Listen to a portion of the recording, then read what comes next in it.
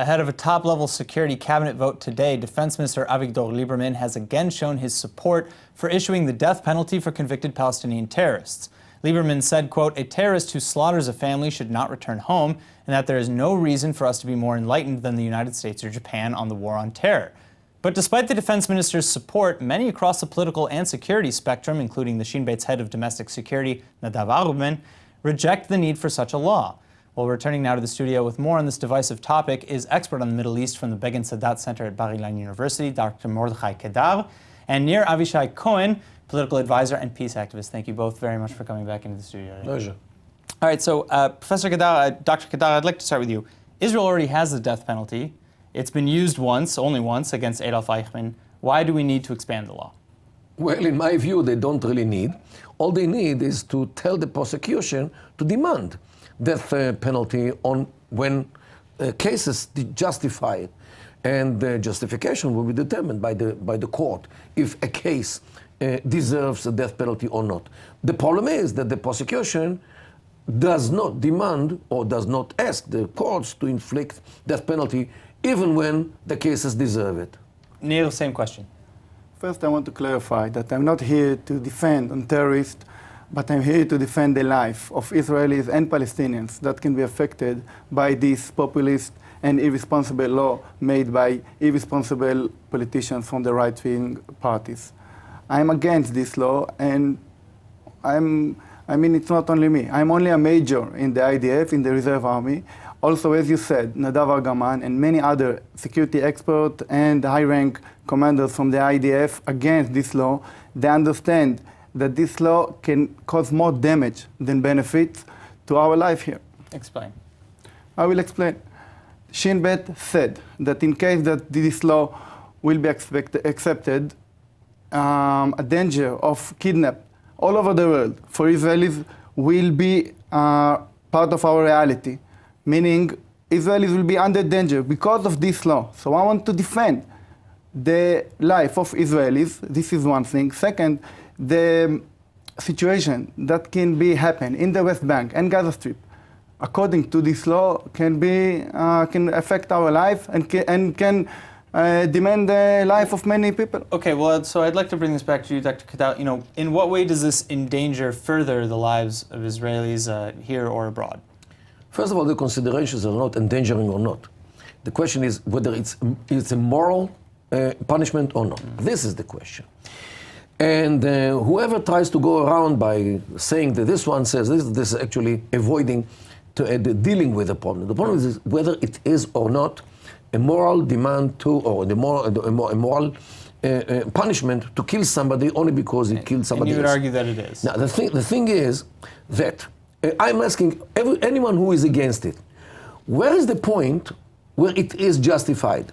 A man kills 10 people, is it justified? 100 people, is it justified? If not 200 people, is it justified? 500 people, 1,000 people? Where is the line between immoral and moral to inflict death penalty? And this is actually because anyone who tries to say that this law is immoral and therefore they are against it, I always ask them, when will it be moral? Million people? If somebody kills, he deserves death penalty?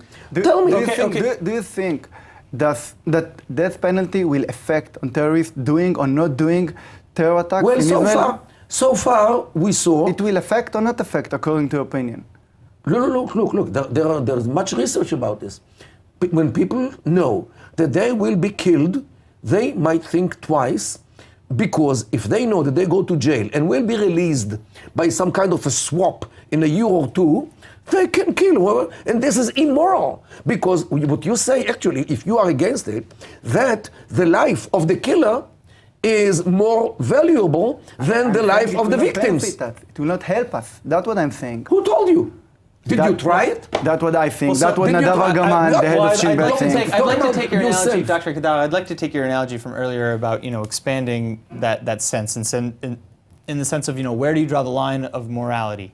Well, couldn't you draw that back the other way and expand this really to an abusive degree and say, okay, you take one life, that's it, death penalty?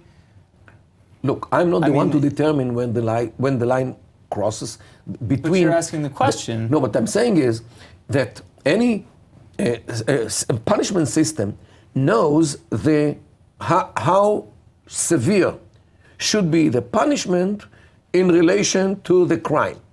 It has one has to do with the other. You cannot inflict death penalty for pocket picking somewhere in the marketplace. Okay, it has to be equated to the crime, and therefore, what I'm asking is, when will those who oppose this law agree that it is moral to inflict death penalty? How many people should be killed? It's not about before moral, not moral. It's about if it will help our life here, if it will contribute our life here or not. Definitely, there is much in the research which says that most of the research said no. Well, this takes me back to my original question, though, in that you agreed with me that the High Court just needs to request the death penalty more often, not that it doesn't need the prosecutions.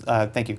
Not that we need to pass new laws about it. So what do we need these new laws for? I have no idea. Really, I don't know. Why don't they use? Why don't they use? Them are harmful. What I'm saying is that this is a question. Why? And don't forget that the prosecution is part of the executive authority, not of the judicial. They can look. There is a Minister of Defense. There is Ministry of Justice. They can instruct the prosecution to demand death penalty when the case deserves it. When the case deserves it. Why not? Look, because you want to see are we better? From our blood? Why? No, I'm talking about the morality of punishment. Because it's totally immoral. What about the reality? What about life here in Israel and in Palestine? It is totally immoral to put somebody for 2 years in jail because he killed 50 people. I'm not saying to and if you say that it's moral, you have a problem. I'm not saying it's moral to put him 2 years in jail. I never said that. To release him altogether? No, he can be in jail all his life. Yes, but it will be 2 years because then you swap. The damage that will be caused by killing him by the authorities can be much more worse than putting him in jail. Maybe it will be a deterrence. So can you explain? Maybe it will be a real deterrence. How does it cause more damage? As I said, the situation that can be in the West Bank because of this death of the terrorist can be demand a lot of lives here in Israel and in the West Bank. Maybe the opposite. How do you know? Did you try it? I didn't try it, but okay, so researchers, how can you speak? Experts, okay, and the head of the Shin Bet saying this is the situation. So I'm listening to them. Yes, and this is my opinion. Look, I'm talking about. How do you know it will not happen? So let's try it. Let's take a risk. I'm saying that it's totally immoral to prefer the life of a killer on the life of 50 people, let's say, that he killed. It's not instead. All right, but this is what you say. If you are against it. I want to say last sentence, please. I suggest the right-wing politicians, instead of trying to find magic solutions, how to beat the terror, to focus on how to find the peace and how to end the occupation and how to make the Palestinian state come true. That's what they have to focus about. That will be a terror state? Not to find another solution. Gentlemen, I don't want to go too far off topic here, so unfortunately I do have to end the debate here. So thank you both so much for coming back in. Pleasure.